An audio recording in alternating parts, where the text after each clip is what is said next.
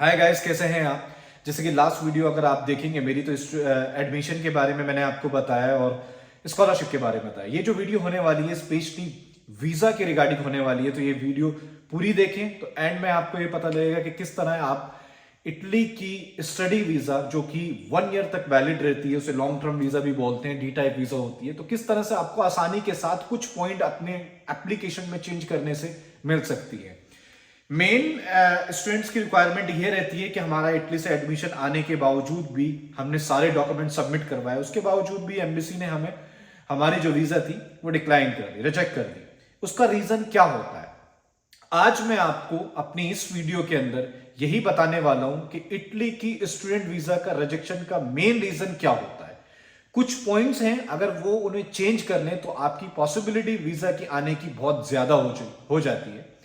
और इसमें मैं आपको कुछ, वैसे तो आप वीएफएस की वेबसाइट पर जाकर चेकलिस्ट देख सकते हैं कौन कौन से डॉक्यूमेंट्स रिक्वायरमेंट है। यहां पर आपको लिस्ट नहीं बताने वाला, देखिए मैं कुछ पॉइंट आपको बताने वाला हूं जो आप अपनी एप्लीकेशन में और हम अपने एप्लीकेंट की एप्लीकेशन में वो चेंजिंग लाते हैं और उसके बेस पर वीजा अप्रूवल रेट बढ़ जाता है। ठीक है, कोई भी श्योरिटी नहीं लेता वीजा की कि हम श्योरिटी, अगर आपको कोई श्योरिटी दे भी तो वो एक नंबर का फ्रॉड है। मैं यहां पर डायरेक्टली बात करता हूं इस चीज में, ठीक है। लेकिन आप अपनी एप्लीकेशंस को स्ट्रांग बना सकते हैं। ये कह सकते हैं हम कि हम अपनी, जितनी हमारी एप्लीकेशन स्ट्रांग होंगे, जितने हमारे डॉक्यूमेंट्स स्ट्रांग होंगे, हमारे चांसेस वीजा के सबसे ज्यादा चांसेस हाई बढ़ जाते हैं।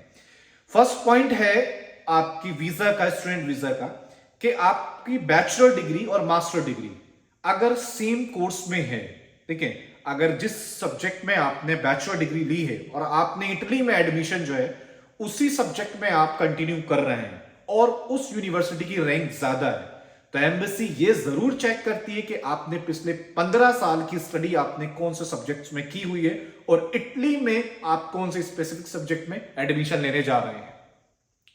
तो इस पॉइंट से ये क्लियर होता है कि एम्बेसी को ये लगता है कि हाँ, इस स्टूडेंट का जो गोल है वो क्लियर है कि उसने 15 साल स्टडी जो करी है वो इंडिया में रहकर करी है, अब वो 2 साल के लिए मास्टर डिग्री के लिए वो इसी कोर्स में कंटिन्यू करना चाहता है इटली में। एक तो ये बहुत ध्यान रखिए, ये आप एप्लीकेशन के टाइम पर नहीं, ये आप एडमिशन लेते टाइम डिसाइड करेंगे। ये बिल्कुल मैं बिगिनिंग का पॉइंट बता रहा हूं आपको। कुछ लिस्टेड है, जब आपका एडमिशन के अप्रूवल भी आ जाता है, आपकी स्कॉलरशिप भी कंफर्मेशन हो जाती है, देन उसके बाद आपको वीजा अप्रूवल के लिए रिक्वेस्ट डालनी होती है एम्बेसी को, ठीक है। उसमें सबसे मेन पॉइंट मैं आपको बताऊंगा कि आपका फाइनेंशियल स्टेटमेंट है, वो आप अपने पेरेंट्स की लगाते हैं या आप अपने खुद के लगाते हैं, ठीक है। फाइनेंशियल जो आपकी बैंक स्टेटमेंट होती है, जो आपका बैंक स्टेटमेंट होती है, वो बैंक स्टेटमेंट जो आपको सबमिट करनी होती है वीएफएस के थ्रू, एम्बेसी पहुंचती है वो उस बैंक स्टेटमेंट में। वैसे तो एम्बेसी अराउंड अराउंड 7-8 लाख रुपए मैक्सिमम की रिक्वायरमेंट रखती है, लेकिन आप अगर अपनी एप्लीकेशन को स्ट्रांगली दिखाना चाहते हैं तो वो अमाउंट अराउंड आपका 13 से 14 लाख रुपए होना चाहिए। अगर आपके अकाउंट में 13 से 14 लाख रुपए अकाउंट में मेंटेन है, ऐसा नहीं कि आपने बस वीजा लगने से कुछ दिन पहले वो जो है आपने अपने बैंक में किसी से, रिलेटिव से या फ्रेंड से डलवाए हों और उसके बाद वो आप निकालें, ऐसा नहीं। क्योंकि बैंक जब आप ये दिखाते हैं तो पूरी स्टेटमेंट में क्लियर हो जाता है कि आपके बैलेंस कब आया, कितने दिन पहले आया, ठीक है। तो इस चीज का बिल्कुल ध्यान रखें, आपके पास अपने सेविंग अकाउंट में 13 से 14 लाख रुपए मैंडेटरी होना ही चाहिए, तभी आप वीजा के लिए अप्लाई करें, ठीक है। क्योंकि इससे क्या है, वो भी लॉन्ग टाइम के लिए, रेंडमली कहीं से भी पैसा ना मंगाए और जो आपके पास अमाउंट है उसका प्रूफ होना चाहिए कि वो 14 लाख रुपए आपने कहां से कमाए या आपके पेरेंट्स ने कहां से कमाए। दूसरी चीज है बैंक स्टेटमेंट मैंने क्लियर कर दी। दूसरी चीज है आपकी आईटीआर। आईटीआर किसी भी एप्लीकेशंस के लिए, क्या स्टडी वीजा हो, क्या वो टूरिस्ट वीजा हो, स्टडी वीजा के लिए आईटीआर मस्ट है। और ये कैसे चेक होती है, एम्बेसी आपकी आईटीआर और बैंक स्टेटमेंट को, आपने फाइनेंशियली स्टेटमेंट को, आपका जो फाइनेंशियली स्टेटस है, स्टेटमेंट है, वो कैसे चेक करती है। एम्बेसी आपका ये देखती है कि फॉर एग्जांपल आपने अपने अकाउंट में 14 लाख रुपए दिखाए कि आपका अकाउंट में 14 लाख रुपए, लेकिन एम्बेसी को आप सबमिट कर रहे हैं अपनी जो आईटीआर है, ईयरली आईटीआर जो होती है, वो केवल 4 लाख रुपए आप उसमें इनकम दिखा रहे हैं कि आपने आपकी आईटीआर से अगर देखा जाए तो आपने पूरे 1 साल के अंदर 4 लाख रुपए कमाए। लेकिन अगर आपकी बैंक स्टेटमेंट उठाई जाए तो उसमें दिखता है कि 14 लाख रुपए आपकी बैंक अकाउंट में है। तो यहां एक क्वेश्चन खड़ा होता है कि आपने वो 10 लाख रुपए कहां से कमाए जो बैंक स्टेटमेंट में नजर ही नहीं आ रहे। आई होप कि मेरी आप बात डीपली में समझ रहे हो। मैं दोबारा रिपीट करना चाहूंगा इस बात को। ये हमेशा ध्यान रखिए कि जितनी आप बैंक स्टेटमेंट दिखा रहे हैं उससे कम बढ़ती, उसके आसपास भी आपकी आईटीआर होनी चाहिए। तभी आपके चांसेस ज्यादा बनते हैं आपके वीजा अप्रूवल के, क्योंकि वो फ्रॉड केस नहीं होता। क्योंकि वो आपने अपने आप जिस कंट्री में भी आप रहते हैं, आप इंडिया में रहते हैं, आप इंडिया के टैक्स पेयर बनते हैं उसमें, कि आपने इतना कमाया और इतना आपने गवर्नमेंट को टैक्स पे किया। और अगर आप टैक्स पेयर भी नहीं है, 7 लाख रुपए आपका वैसे ही है, क्योंकि गवर्नमेंट ने अभी 7 लाख रुपए विदाउट टैक्स कर दिया है, तो 7 लाख रुपए का आपके पास प्रूफ होना चाहिए कि आपने कहां से कमाया।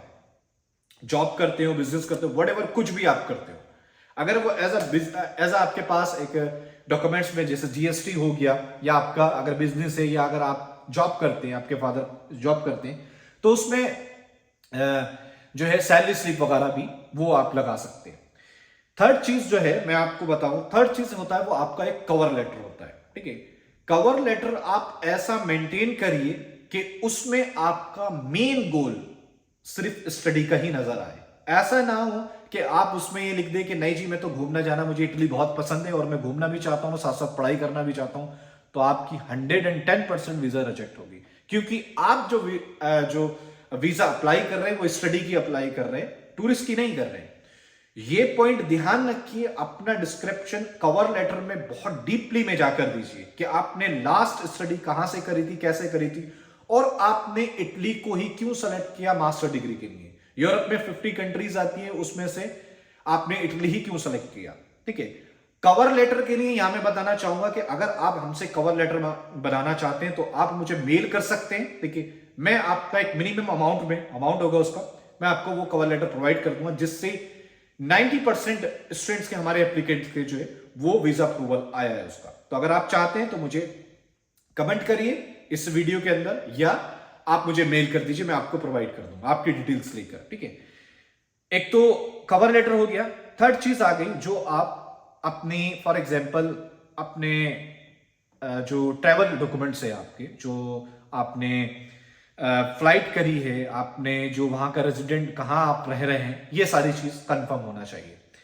आप डमी लगा सकते हैं, लेकिन डमी ना लगाए तो ज्यादा बेटर है। अगर आप इतना, आपने पूरा सारा सब कुछ आपने अपने एडमिशन पे खर्च किया है, आपने स्कॉलरशिप पे खर्च किया है, और आपने वीजा एप्लीकेशन पे खर्च किया है, तो आप, मेरी एडवाइस ये रहेगी आपके लिए, आप कंफर्म बुकिंग कीजिए जहां आप रह रहे हैं, जिस फ्लाइट से आप जा रहे हैं।